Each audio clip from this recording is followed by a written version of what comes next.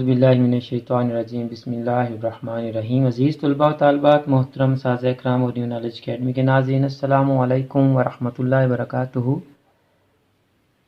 आज की वीडियो में हम फेडरल बोर्ड आईकॉम पार्ट 1 के उर्दू मीडियम स्टूडेंट्स के लिए उनकी किताब असूल माशियात पर उनके रिड्यूस सिलेबस के मुताबिक निशान लगवाएंगे कि उनके कौन से चैप्टर्स सिलेबस में शामिल हैं और कौन से चैप्टर्स सिलेबस में शामिल नहीं हैं, और जो चैप्टर्स सिलेबस में शामिल हैं उनके कौन से टॉपिक्स उनके सिलेबस में हैं और कौन से टॉपिक्स उनके सिलेबस में नहीं हैं।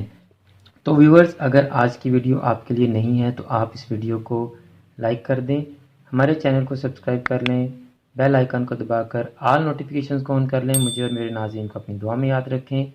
शुक्रिया। और अगर आज की वीडियो आपके लिए है तो आप इस वीडियो को आखिर तक देखें और अपनी असूल माशियात प्रोफेसर मंजूर ताहिर चौधरी की बुक पर अपने रिड्यूस सिलेबस के मुताबिक निशान लगा लें स्टूडेंट्स। तो देखें स्टूडेंट्स, स्मार्ट सिलेबस आपकी स्क्रीन पर आ रहा है। पहले तो मैं आपको बता दूं कि स्मार्ट सिलेबस की रोशनी में यानी reduce syllabus principles of economics, तो आपके कौन से चैप्टर्स आपके सिलेबस में हैं और कौन से चैप्टर्स आपके सिलेबस में नहीं हैं। तकरीबन तमाम चैप्टर्स आपके सिलेबस में हैं, तो तकरीबन सारे ही चैप्टर्स आपके सिलेबस में हैं। सिर्फ बाब नंबर 8 आमने पैदाइश के मुआवज़ों का तयन, ये आपके सिलेबस में नहीं है। अब हम आपके सिलेबस का एक एक टॉपिक पढ़ते जाएंगे और आपको बताते जाएंगे कि ये टॉपिक किस चैप्टर में है और उस चैप्टर और उस टॉपिक को निशान लगाते जाएंगे। सबसे पहले जी, what is economics about the nature, definitions and methods of economic analysis. तो ये पहले चैप्टर में ही है जी। ये तमाम डेफिनेशंस आपने करनी है। मुआवजा उसने नहीं दिया लेकिन आप लाजमी करें। ये वाले तमाम टॉपिक्स आपने नहीं करने। मुआशी कवानीन अखज़ करने का तरीका ये आपके सिलेबस में है। मुआशियात की इक़साम, मुआशियात के मुताला के फ़वाइद, ये आपके सिलेबस में नहीं है स्टूडेंट्स। अब दूसरा टॉपिक देखिए, डिमांड एंड सप्लाई। तो ये आपकी किताब का दूसरा बाब ही है, तलब व रसद। तो देखें, उसने कहा है लॉ ऑफ डिमांड, कानून तलब, लेकिन आप उससे पहले तलब का मफहूम और उसकी तारीफ भी कर लें। उसने सिर्फ लॉ ऑफ डिमांड कहा है तो आप कानून तलब, उसके मफरूज़ात और उसकी हदूद या मुस्तशनियात भी लाजमी करें। अब दूसरा टॉपिक आपका है जो चेंजेस इन डिमांड, तलब में तब्दीलियाँ। तो उसके भी दो टॉपिक हैं, तलब का बढ़ना और गिरना और तलब का फैलना और सिकुड़ना, दोनों करेंगे आप, और इसकी वजूहात भी करेंगे आप लाजमी, क्योंकि उसने आगे डिटेल नहीं बताई। तो तलब में तब्दीलियों से रिलेटेड जितने भी टॉपिक्स हैं आप सबको करेंगे। उसके बाद देखें जी, measurement of elasticity demand, outlay method, यानी तलब की लचक की पैमाइश करनी है आपने। अवामल नहीं करने आपने, अहमियत नहीं करनी, आमदनी लचक, मुतकाते लचक, ये आपने नहीं करनी। आगे चल के मैं आपको चैप्टर के अंदर से भी दिखाता हूँ कि आपने इसमें से तलब की लचक की पैमाइश में से कौन सा वाला टॉपिक सिर्फ करना है। बी पार्ट पे हैं जी, सप्लाई वर्सेस स्टॉक। ये भी मैं आपको चैप्टर के अंदर से निशान लगवाता हूँ।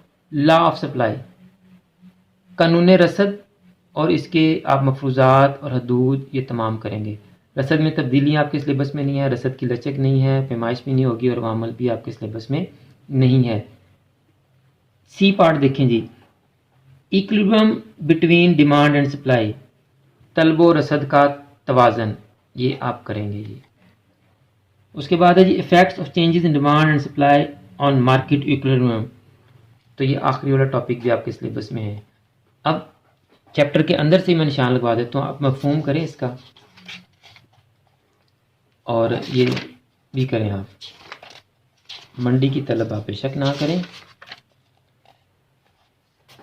कानून तलब करें, इसके मफरूज़ात करें। गोशवारा डायग्राम तो आप करेंगे, इसकी मुस्तशनियात और हदूद भी करें।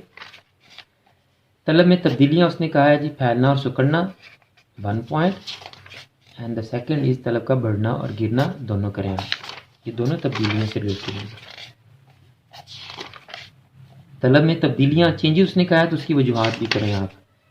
अब तलब की लचक आ गई, आपने इसकी तारीफ़ें नहीं करनी, सिर्फ आपने क्या करना है, इसका पैमाइश, और वो भी कौन सा तरीका आपने करना है जी, कुल खर्च का तरीका, टोटल आउटले मेथड, फीसदी तरीका और रियाजती फार्मूलों के ज़रिए आपने नहीं करना जी।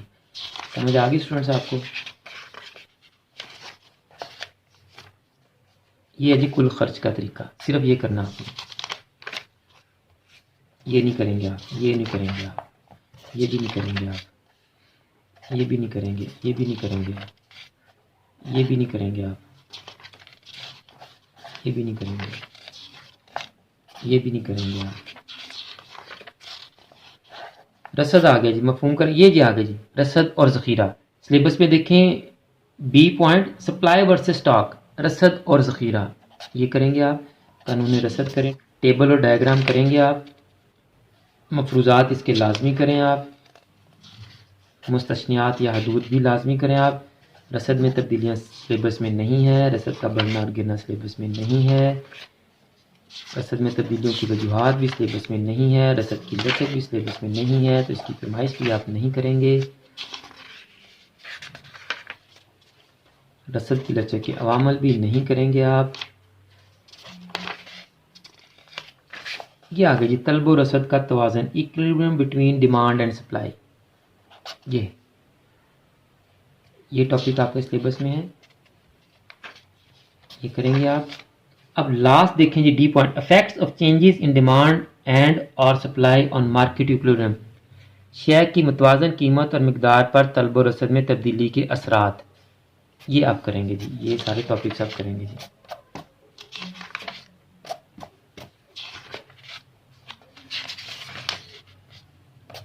बस जी, अगले टॉपिक्स आपके सिलेबस में नहीं है, ये नहीं करेंगे आप फ्रेंड्स।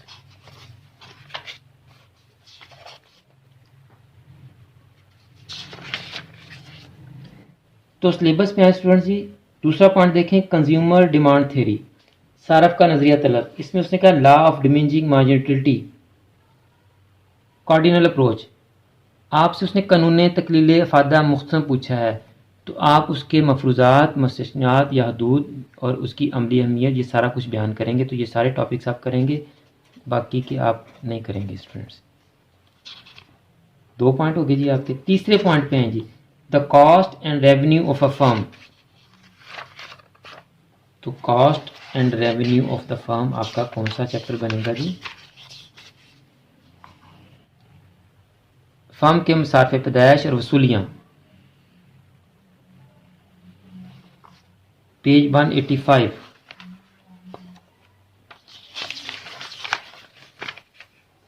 आ जाइए स्टूडेंट्स, ये भी मुझे चैप्टर के अंदर से जाके आपको सारे निशान लगवाने पड़ेंगे। ये 3 टॉपिक आपके बनते हैं, ये बाकी के आपके सिलेबस में नहीं है। देखें जी, सबसे पहले इसमें लिखा हुआ है क्लासिफिकेशन ऑफ कॉस्ट,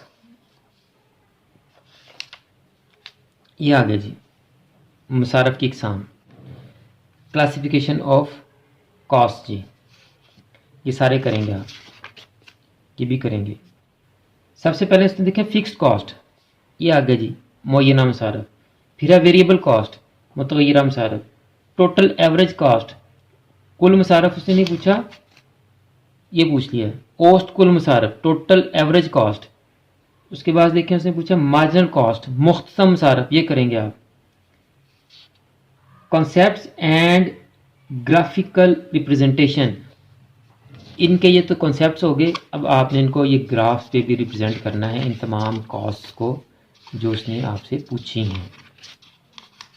आगे आ जाए जी टोटल रेवेन्यू, ये आ गया जी टोटल रेवेन्यू, कुल वसूली। एवरेज रेवेन्यू, औसत वसूली, ये मुख्तम वसूली आपसे नहीं पूछी, ये ना करें आप। कॉन्सेप्ट्स एंड ग्राफिकल रिप्रेजेंटेशन, तो इनको ग्राफ पे भी आपने शो करना है। स्टूडेंट्स, इस चैप्टर में आपके लिए यही था। नेक्स्ट है जी आपका लॉज ऑफ रिटर्न्स, चौथा पॉइंट लॉज ऑफ रिटर्न। तो ये देखते हैं आपका कौन सा चैप्टर बनता है लॉज ऑफ रिटर्न। ये 5वां चैप्टर कवानीन हासिल, पेज 167। ये आ गया जी कवानीन हासिल। इसमें एक ही टॉपिक है आपका लॉ ऑफ वेरिएबल प्रोपोर्शन, कवानीन हासिल की मुश्तरका वजाहत, सिर्फ ये करना आपने, बाकी आपने कुछ नहीं करना इसमें से। 5वें पे आए जी प्राइस एंड आउटपुट डिटर्मिनेशन, ये है जी कीमत और पैदावार का तयन, बाब नंबर 7, पेज 207। ले जी, ये स्टूडेंट्स आपका चैप्टर कीमत और पैदावार का तयन। इसमें वो क्या कह रहा है, कॉन्सेप्ट टू परफेक्ट कंपटीशन, मुकम्मल मुकाबले का concept, price and output determination under perfect competition, ये आ गया जी। मुकम्मल मुकाबला के तहत फर्म की पैदावार का तयन, मुकम्मल मुकाबला के तहत अरसा कलील में फर्म का तवाज़न, मुकम्मल मुकाबला के तहत अरसा तवील में फर्म का तवाज़न। ये 3 टॉपिक्स आपने करने हैं, बाकी आपके सिलेबस में नहीं हैं जी। नेक्स्ट देखें जी, छठा पॉइंट, रिसोर्स प्राइसिंग। ये आपका बाब बनता है जी चौथा, आमलीन पैदाइश 140।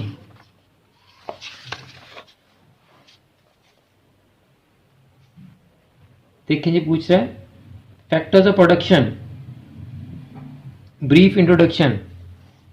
ये आ गया जी आमलीन पैदाइश, फैक्टर्स ऑफ प्रोडक्शन, ये ब्रीफ इनका इंट्रोडक्शन आ गया जी। उसके बाद है लैंड एंड इट्स करैक्टरिस्टिक्स, ज़मीन और उसकी खसूसियात, अहमियत और इस्तेदाद कार नहीं करेंगे आप। दूसरे टॉपिक पे हैं जी, लेबर एंड इट्स करैक्टरिस्टिक्स, मेहनत और मेहनत की खसूसियात, अहमियत नहीं है जी। मेहनत की इस्तेदाद कार को मुतासर करने वाले अवामल भी नहीं है सिलेबस में। तीसरा पॉइंट जी, कैपिटल एंड इट्स इम्पोर्टेंस, ये आ गया सरमाया और सरमाया की अहमियत, इसके फ़राइज़ नहीं करेंगे और सरमाया की इस्तेदाद कार के अवामल नहीं करेंगे।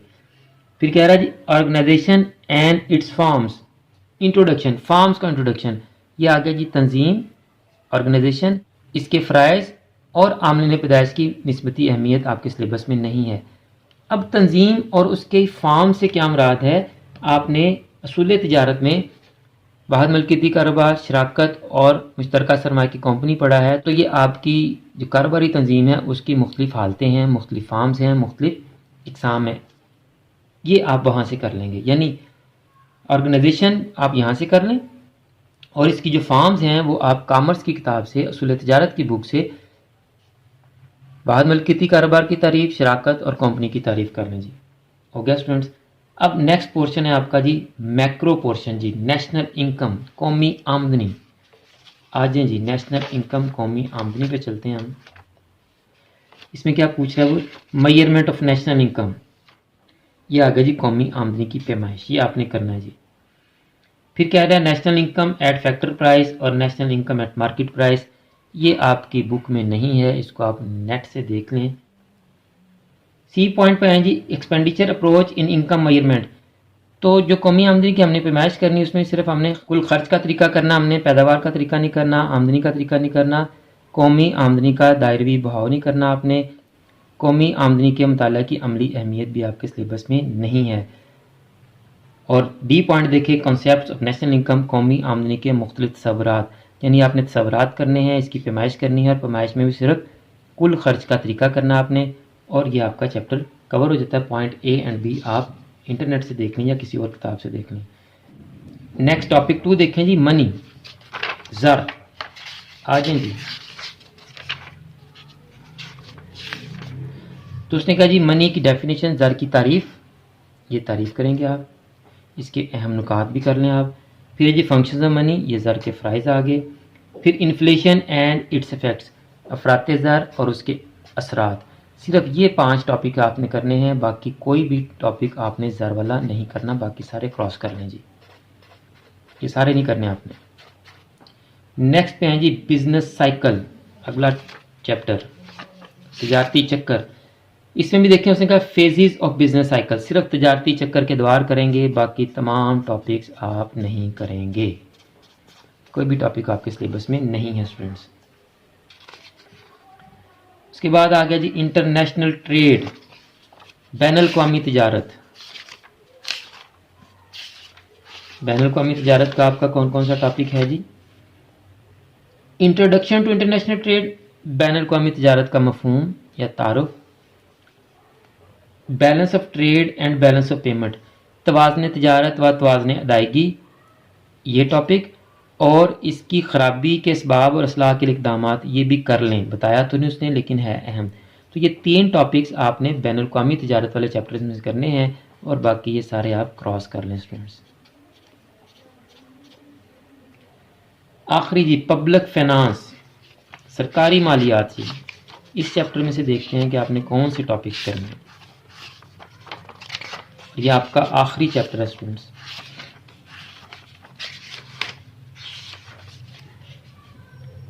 कैनन ऑफ टैक्सेशन, टैक्स आयद करने के असूल, ये आपने करना है।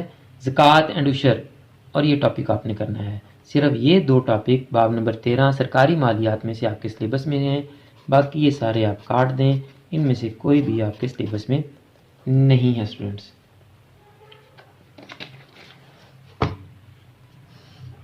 तो स्टूडेंट्स मेरा ख्याल है कि आपको बड़ी अच्छी तरह पता चल गया होगा कि असूल माशियात की किताब में आपके कौन से चैप्टर सिलेबस में हैं और कौन से चैप्टर्स आपके सिलेबस में नहीं हैं, और जो चैप्टर्स आपके सिलेबस में हैं उनके भी कौन से टॉपिक्स आपने करने हैं और कौन से टॉपिक्स आपने नहीं करने।